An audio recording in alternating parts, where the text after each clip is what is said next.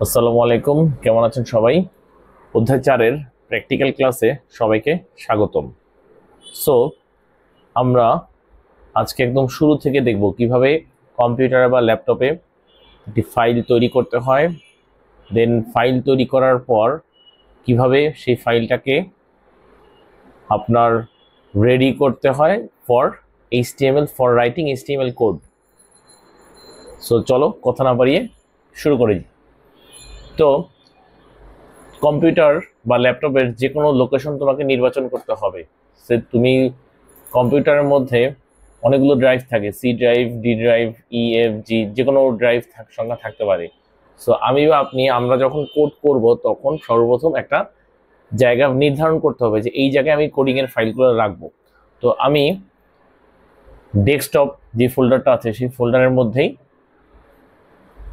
Coding ফাইলগুলো রাখতে চাচ্ছি। সো আমি ডেস্কটপের এখানে কি করব, মাউসের রাইট বাটনে ক্লিক করব। রাইট বাটনে ক্লিক করার পর এখানে দেখব নিউ নামে একটা অপশন আছে। এই নিউতে ক্লিক করলে নতুন আরো অনেকগুলো অপশন আসবে। এখান থেকে টেক্সট ডকুমেন্ট অপশনে ক্লিক করতে হবে। সো ক্লিক করলে আমার একটা টেক্সট ডকুমেন্ট টাইপের ফাইল তৈরি হবে, যার নাম থাকবে নিউ টেক্সট ডকুমেন্ট এবং এক্সটেনশন টিএক্সটি। সো এখন তোমরা অনেকেই যারা আমার সাথে কোড করতেছো, তোমরা শুধু ফাইলের নামটা দেখতেছো, নিউ টেক্সট ডকুমেন্ট, কোনো এক্সটেনশন দেখতে পারতেছো না। এর কারণ হচ্ছে তোমাদের কম্পিউটারে এক্সটেনশনের অংশটা হাইড করা আছে। সো এই হাইড করা অংশটাকে তোমাকে ভিজিবল করতে হবে। তো ভিজিবল কিভাবে করবা? অনেকভাবে করা যায়।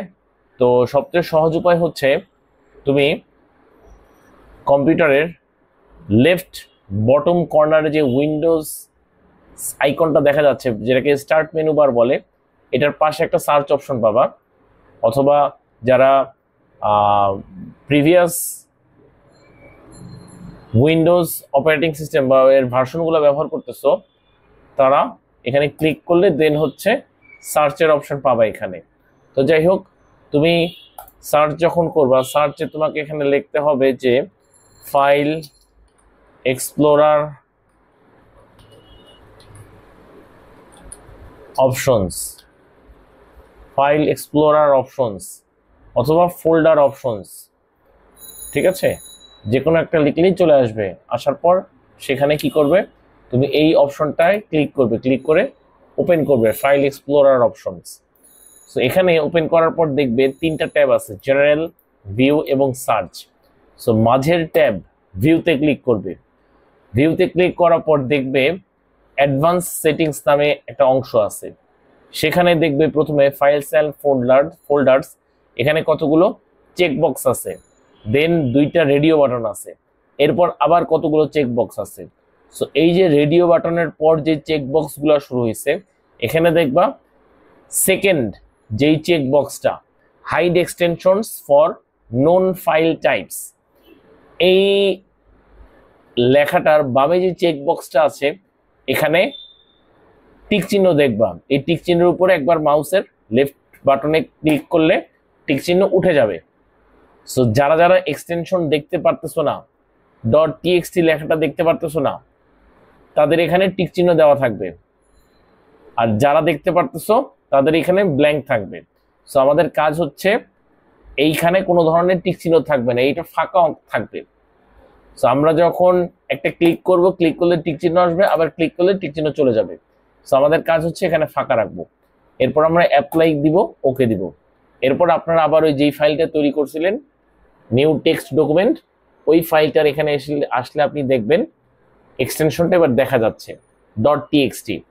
আমরা যতগুলো ফাইল তৈরি করি বা যেসব ফাইল নিয়ে আমরা কাজ করি, পৃথিবীর প্রত্যেকটা ফাইল সিস্টেমেরই 2টা অংশ আছে, একটা হচ্ছে ফাইলের নাম এবং আরেকটি হচ্ছে ফাইলের টাইপ। এই 2টা অংশ একটা ডট বা ফুল স্টপ দ্বারা পৃথক করা থাকে। ডটের বাম পাশে থাকে ফাইলের নাম এবং ডটের ডান পাশে থাকে ফাইলের টাইপ। সো এখানে এই ফাইলটার নাম হচ্ছে নিউ টেক্সট ডকুমেন্ট, আর এই ফাইলটা হচ্ছে টিএক্সটি বা টেক্সট টাইপের ফাইল। এখন আমাদের কথা হচ্ছে আমরা এই যে এক্সটেনশনটা ভিজিবল করলাম, দৃশ্যমান করলাম কেন?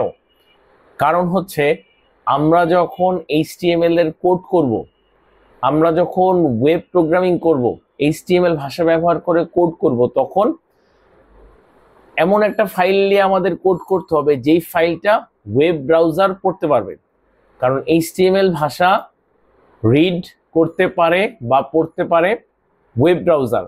আমরা এই যে HTML ভাষার সাহায্যে মূলত কি করব, বিভিন্ন ওয়েব পেজ বা ওয়েবসাইট তৈরি করব।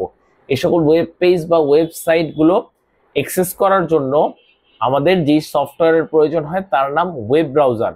সো আমাদেরকে, আমরা যেই ফাইলে কোড করব সেই ফাইলের টাইপটাকে আমাদের চেঞ্জ করতে হবে, যেন ওয়েব ব্রাউজার সেই ফাইলটা চিনতে পারে এবং সেই ফাইলের ভিতরের কোডগুলো পড়তে পারে। ওয়েব ব্রাউজার যদি কোড পড়তে না পারে তাহলে আমাদেরকে তদানুরূপ আউটপুট প্রদর্শন করতে পারবে না। এই কারণে আমাদের ফাইলের এক্সটেনশন বা টাইপটা চেঞ্জ করতে হবে।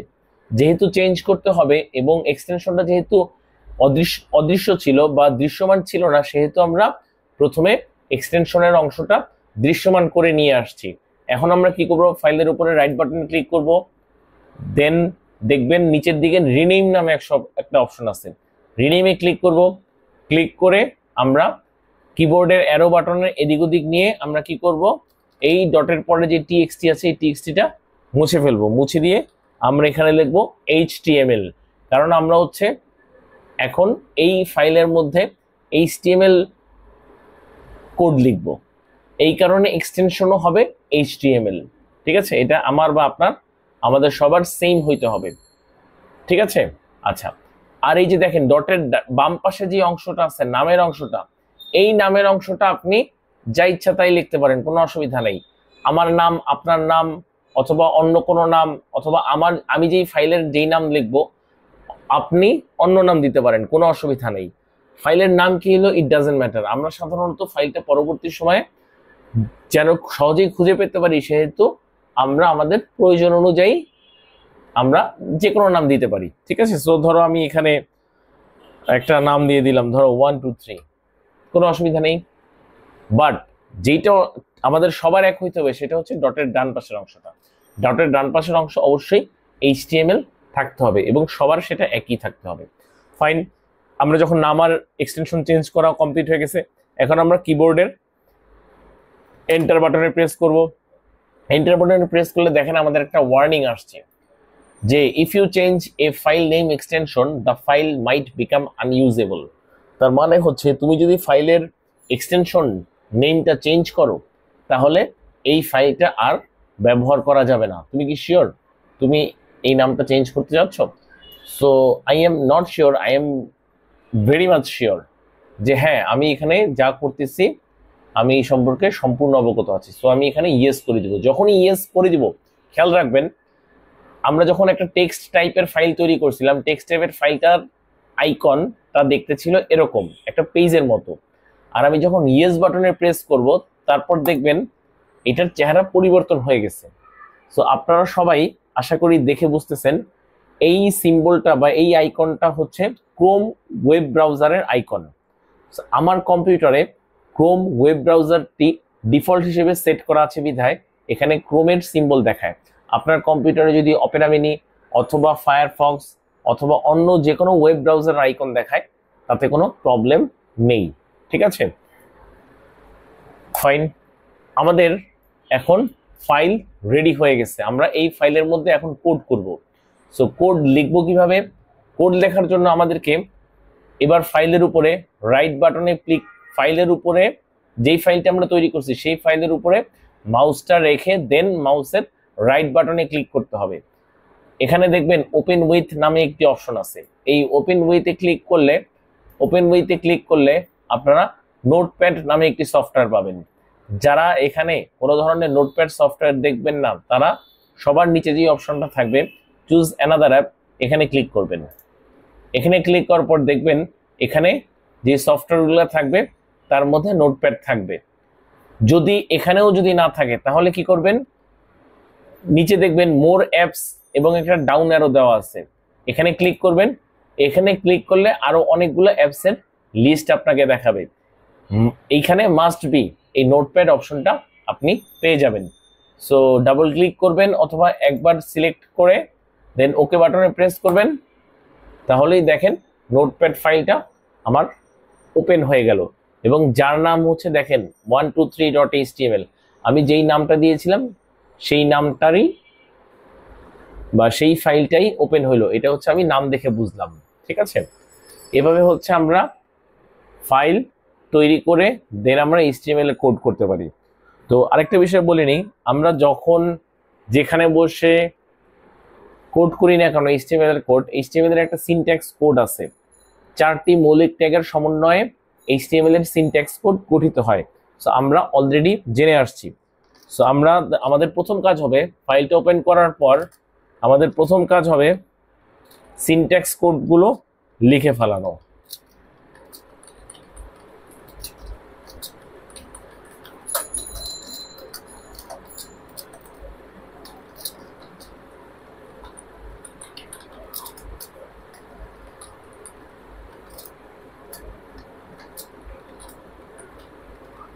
ঠিক আছে স্যার, সিনট্যাক্স কোডটা লিখে ফেললাম। আমি যে এখানে দেখেন ট্যাগগুলো পাশাপাশি লিখলাম বা এখানে উপরে নিচে লিখলাম বা এখানে এতখানি ফাঁকা দিলাম, ইট ডাজন্ট ম্যাটার।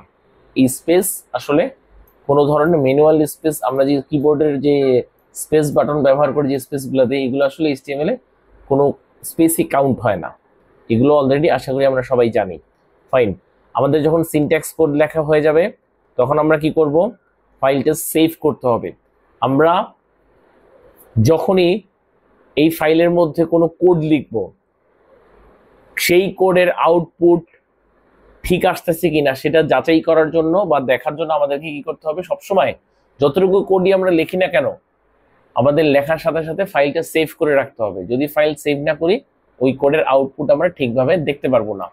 সো কোডের আউটপুট দেখার জন্য আমাদের কি করতে হবে, উক্ত ফাইলের আপার লেফট কর্নারে দেখবেন ফাইল নামে একটা অপশন আছে, এখানে ক্লিক করবেন, মাউসের লেফট বাটনে ক্লিক করার পর দেখবেন সেভ নামে একটা অপশন পেয়ে যাবেন।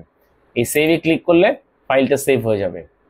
ঠিক আছে, এবার কি করবেন, আপনি এই যে কোড লিখলেন এই কোডের আউটপুট দেখবেন।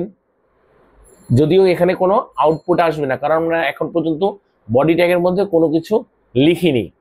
আমরা নেক্সট ক্লাস থেকে বডি ট্যাগের মধ্যে আমরা 1 বাই 1 কোড লেখা স্টার্ট করব এবং আউটপুট দেখব। ঠিক আছে, সো আমরা যখন আউটপুট দেখব, সো আউটপুট কিভাবে দেখব, আমরা যেই ফাইলের আউটপুট দেখব সেই ফাইলের উপরে রাইট বাটনে ক্লিক করব, মাউসের ক্লিক করার পর আবার ওপেন উইথে যাব। এবার আমরা কি করব, এখান থেকে যে কোনো একটি ওয়েব ব্রাউজার সিলেক্ট করব, যে আমি ফায়ারফক্স ওয়েব ব্রাউজারের সাহায্যে দেখতে চাই অথবা ক্রোম ওয়েব ব্রাউজারের সাহায্যে আউটপুট দেখতে চাই। ঠিক আছে, যে কোনো একটি ওয়েব ব্রাউজার আমরা ক্লিক করলে দেন ওই ব্রাউজারের এগেইনস্টে আমাকে আউটপুট দেখাবে। ঠিক আছে স্যার, ওকে। আমার তো এখানে কোনো কিছু দেখানোর কথা না কারণ আমি বডি ট্যাগের মধ্যে কোনো কিছু লিখিনি। আমরা যে কোনো কোডিং এর আউটপুট দেখার জন্য এরকম করতে হবে। ওপেন উইথে যাওয়ার পর যে কোনো ওয়েব ব্রাউজারের মাধ্যমে আপনি আউটপুট দেখতে পারবেন।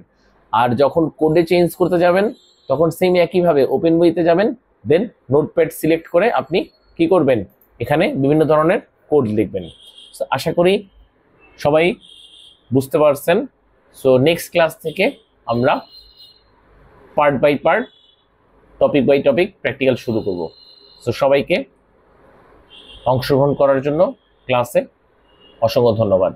Thank you.